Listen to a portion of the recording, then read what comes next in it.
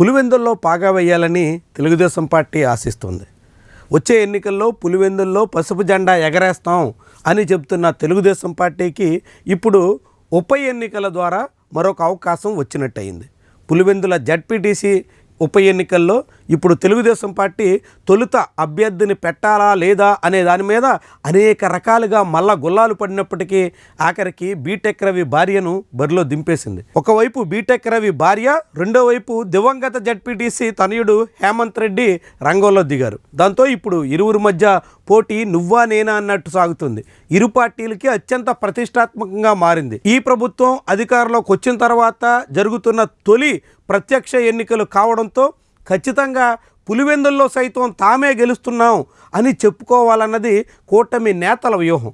అందుకనుగుణంగా మాజీ MLC BTech రవితో పాటుగా MLA Adinarayana Reddy, Telugu Desam party polit bureau సభ్యుడు శ్రీనివాసరెడ్డి ఇప్పుడు పులివెందుల్లో తిష్ట వేశారు. పులివెందుల్లో పరిస్థితిని చక్కదిద్దాలని అటు ప్రచార వ్యూహం, రెండో వైపు అనేక రకాల ఎన్నికలకు సంబంధించినటువంటి ప్రణాళికలో తల మునకలై ఉన్నారు. కానీ ఇదే సమయంలో పులివెందుల్లో తెలుగుదేశం పార్టీలోని బీటెక్ రవి ప్రత్యర్థి వర్గీయులు మాత్రం ఓటు బ్యాంక్కి చిల్లు పెట్టే ప్రయత్నాలు చేస్తున్నారు. తెలుగుదేశం పార్టీకి కొత్త సమస్యలు తీసుకొస్తున్నారు. గట్టి బలమైనటువంటి ప్రత్యర్థిని ఢీకొడుతున్నటువంటి తరుణంలో తెలుగుదేశం శిబిరంలోనే అనైక్యత ప్రస్ఫుటంగా కనిపిస్తోంది. ఎమ్మెల్సీగా ఉన్న భూమిరెడ్డి వర్గీయులు బీటెక్ రవికి ఏ మాత్రం సహకరించే అవకాశం కనిపించట్లేదు. ఇప్పటికీ ఎన్నికల ప్రచారానికి దూరంగానే ఉంటున్నారు. కనీసం బీటెక్ రవి మమ్మల్ని పిలిచి ఎన్నికల ప్రచారంలో భాగస్వాములు కావాలని ఆహ్వానించకపోతే తామేం చేసేది అన్నట్టుగా ఎమ్మెల్సీ వర్గీయులు చెప్తున్నారు. అదే సమయంలో పార్థసారథి వర్గీయులు కూడా ఇప్పుడు బీటెక్ రవి భార్యకి చాలా రకాలుగా చిక్కులు తీసుకొచ్చే ప్రయత్నం చేస్తున్నట్టుగా కనిపిస్తుంది. దాంతో పులివెందుల్లో టీడీపీలో ఉన్న 3 వర్గాలు ఇప్పుడు తలోదారిన సాగుతున్నటువంటి స్థితిలో ఆ పార్టీ నాయకత్వానికి చాలా పెద్ద సమస్యగా తయారైంది. ఇప్పటికే చంద్రబాబు నాయుడు స్వయంగా మాజీ MLC BTech Ravi, MLC Bhumireddy ఇద్దరికీ ఎట్టి పరిస్థితుల్లోనూ పులివెందుల సీటు గెలిపించుకుని రావాల్సిందే అంటూ ఆదేశాలు ఇచ్చారు.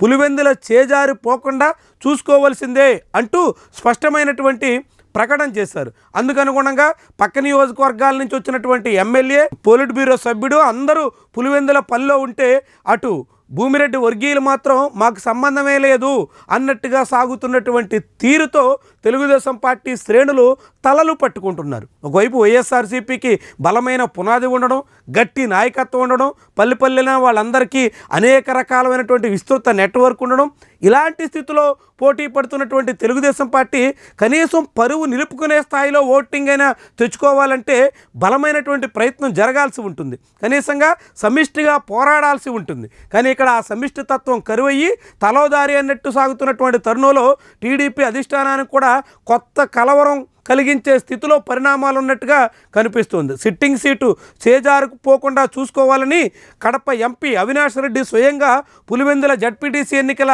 బాధ్యత తీసుకుని తీవ్రంగా శ్రమిస్తున్నారు. వైఎస్ఆర్సీపీ అన్ని రకాలుగాను బలమైనటువంటి ప్రణాళికతో ముందుకు సాగుతుంది. ఈ తరుణంలో తెలుగుదేశం పార్టీ వైసీపీకి చెక్ పెట్టాలంటే సమిష్టి ప్రయత్నం జరగాల్సినటువంటి తరుణంలో అందుకు విరుద్ధంగా సాగుతుంది.